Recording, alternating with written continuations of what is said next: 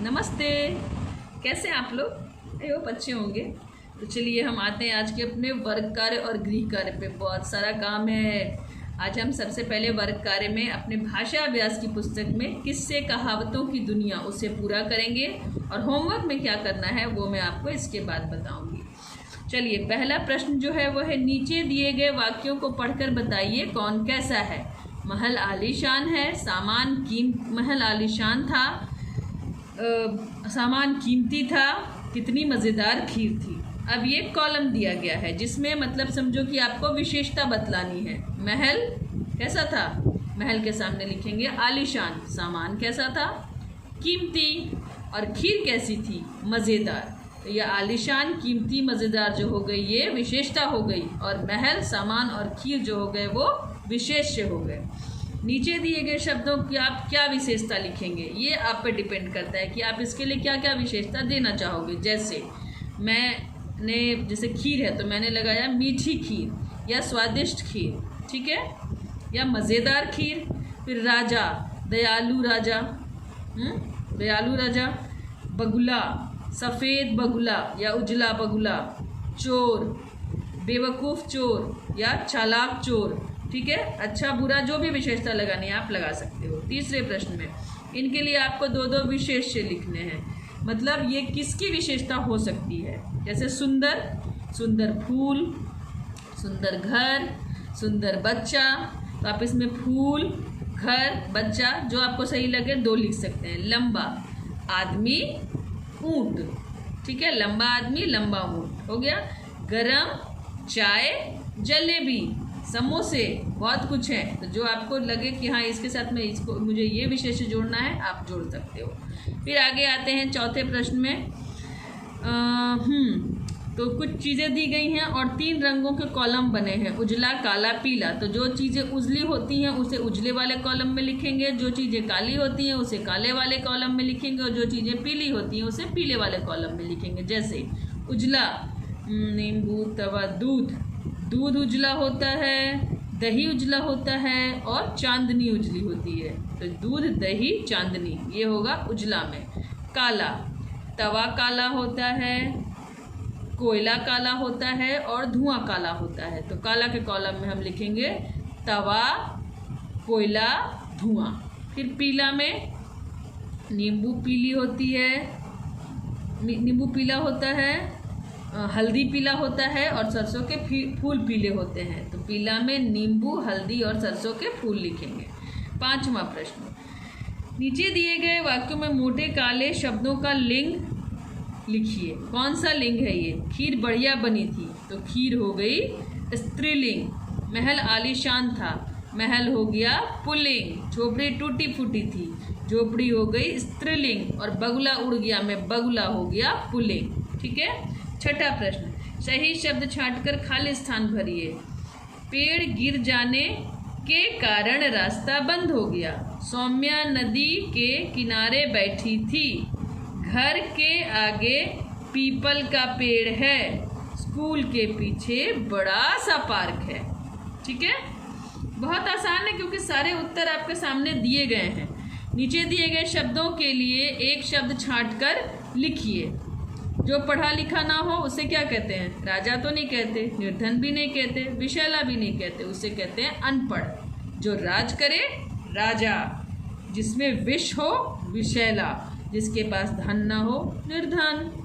नीचे दिए गए वाक्यों में से संज्ञा, सर्वनाम व क्रिया शब्द छांट कर लिखें। यस, नाम वाले शब्द, काम वाले शब्द पढ़ाया मैंने, और सर्वनाम शब्द। तो इसमें सर्वनाम क्या होता है, संज्ञा क्या होता है, नाम वाले शब्द। नाम में है महल, खीर, चोर। तो संज्ञा के नीचे हम लिखेंगे महल, खीर, चोर। सर्वनाम जो संज्ञा के बदले आता है, जैसे कोई और नाम हो सकता था ना, लेकिन नहीं, वहाँ हमने सर्वनाम का इस्तेमाल किया है। तो वह, उसने, हमने। सर्वनाम में हम लिखेंगे वह, उसने, हमने। फिर क्रिया, क्रिया मतलब जिससे काम होने का पता चले। घुसा, खाई, पकड़ा। घुसा से घुसने का पता चल रहा है, काम हो रहा है, तो वो हो गया।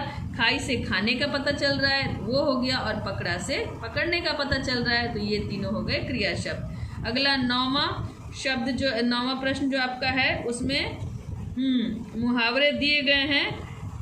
जिनका अर्थ लिखना है और वाक्य में प्रयोग करना है। एड़ी चोटी का जोर लगाना मतलब बहुत परिश्रम करना। परीक्षा के लिए हम लोग एड़ी चोटी का जोर लगाते हैं। परीक्षा में पास होने के लिए हम और एड़ी चोटी का जोर लगाते हैं। काला अक्षर भैंस बराबर मतलब अनपढ़ होना। बूढ़े बाबा के लिए तो काला अक्षर भैंस बराबर है। पीठ थपथपाना, शाबाशी देना। अच्छा काम करने पर हमारी पीठ थपथपाई जाती है। ठीक है। और ये आखिरी का चित्रकथा जो है वो आपको स्वयं पूरा करना है। आप उसको पढ़ोगे, बहुत ज़्यादा नहीं है, थोड़ा बहुत है, उसको देख के आप खुद पूरा करोगे। ये तो हो गया आपका क्लास वर्क। अब हम आते हैं आपके होमवर्क की तरफ। आपका जो आज का होमवर्क है वो है निबंध भारतीय किसान का। मैं भेजूंगी, ऐसा नहीं है कि मैंने छोड़ दिया आपको लिखने के लिए, लेकिन पहले मैं बता दूं। भारतीय किसान, वर्तमान समय में भारतीय किसान आधुनिक विष्णु है। वह देश भर को अन्न, फल, साग, सब्जी आदि दे रहा है, लेकिन बदले में उसे उसका पारिश्रमिक तक नहीं मिल पा रहा है।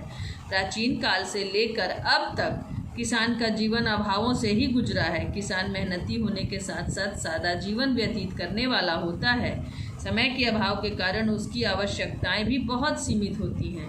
उसकी सबसे बड़ी आवश्यकता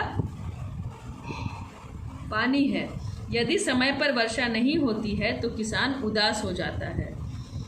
उसकी दिनचर्या रोजाना एक सी रहती है।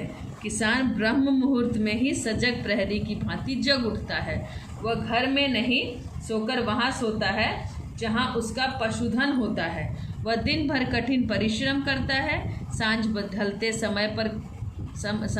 समय वह कंधे पर हल रखकर बैलों को हाँकता हुआ घर लौटता है। विष्णु इसलिए कहा गया है, विष्णु भगवान को कहते हैं जो हमें अन्न, जल, फल ये सब जो भी देते हैं। तो अभी तो किसान हमारे लिए वही है वर्तमान समय, मतलब आज के समय में, है ना, कि इतनी महामारी भी फैली है, फिर भी साग सब्जियां तो मिल ही रही हैं बाज़ार में। और ये कहाँ से आती है? खेतों से। खेतों में कौन उपजाता है? किसान। तो इसलिए पारिश्रमिक मतलब जितनी मेहनत किसान करता है उतना मेहनताना, उतना उसको उसके हक का पैसा नहीं मिल पाता है। और इसीलिए इतनी मेहनत करने के बाद भी आप देखते हो गांव में कि किसान जो है वो बेचारा गरीबी से, अभाव से, कमियों से ही गुजर रहा है। और किसान बिल्कुल सादा जीवन व्यतीत करता है ना। देखते होगे आप, उसका रोज का एक ही उसकी दिनचर्या होती है कि अपना उठना है, सुबह खेतों में जाना है, बैलों को ये कर चलाना है, खेत जोतना है, बीज डालना है, फसल उगानी है, फसल उग गई तो उसको कटवाना है, फिर उसको अनाज को, साग सब्जी को बाज़ार में बेचना है। लेकिन इतनी मेहनत, इतनी जीतोड़ मेहनत करने के बाद भी किसानों को अपने हक का पैसा, हक का पारिश्रमिक नहीं मिल पाता है। यही सच्चाई है। और इसकी वजह से आप लोगों ने सुना भी है, बहुत पहले कितनी बार सुना है, किसानों ने आत्महत्या की, कितनी सारे किसानों ने आत्महत्या की, है ना। और उनकी सबसे बड़ी आवश्यकता क्या होती है? पानी होती है। पानी अगर समय पर नहीं मिलता है तो उनकी सारी मेहनत पर पानी फिर जाता है, मतलब सारा किया कराया सब खराब हो जाता है ना। या फिर अगर ज़्यादा बारिश हो गई तो फिर दिया हुआ बीज भी जो है वो सड़ जाते हैं और किसानों को भारी नुकसान उठाना पड़ता है। और इसका नुकसान कौन भरता है? कोई नहीं। इसलिए किसान बेचारे अभाव में, कमियों में और गरीबी में ही ढले रहते हैं। किसान अपने पशुओं का भी उतना ही ख्याल रखता है। वो घर में न सोकर वहाँ सोता है जहाँ उसके पशु होते हैं। उसके पशु उसे अपने बच्चों जैसे प्यारे होते हैं। दिन भर वो कड़ी मेहनत करता है और शाम को ढलते ही हल को कांधे पर लेकर बैलों को हाँकता हुआ घर लौट जाता है। यही है हमारे भारतीय किसान की कहानी। लेकिन अभाव, कमी और गरीबी के कारण भी बाद भी अगर किसान छोड़ दे सब कुछ करना, सब खेतों में उपजाना, तो क्या आप खा पाओगे? तो हमारा जीवन किस पे आश्रित हो रहा है? कितने भी पैसे कमा लो आप, लेकिन अगर खेतों में साग सब्जी, अन्न, अनाज ये सब उपजाए ही ना जाए तो क्या खरीद के खाओगे, है ना। तो इस तरह हम देखते हैं कि हमारा जीवन पूर्णतया किसान की मेहनत पर आधारित होता है, बेस्ट होता है। वो अगर नहीं मेहनत करेगा तो हमें खाने पीने का भी सामान नहीं मिल पाएगा। ठीक है। और आज का आपका होमवर्क हो गया। गृह कार्य तो मैंने समझा दिया। गृह कार्य में आपको भारतीय किसान का निबंध लिखना है, अच्छे से याद करना है। ठीक है। याद नहीं करोगे एग्ज़ाम में, ऐसा नहीं है कि जो मैंने लिखाया वही छापो, वही लिखो, कोई ज़रूरी नहीं है। लेकिन अगर आपको याद ही नहीं होगा तो आप लिखोगे क्या, शब्दों का हेरफेर तो तभी कर पाओगे ना, इसलिए इसको अच्छे से याद कर लेना है। ठीक है, ओके, आज के लिए इतना ही। Bye bye, take care.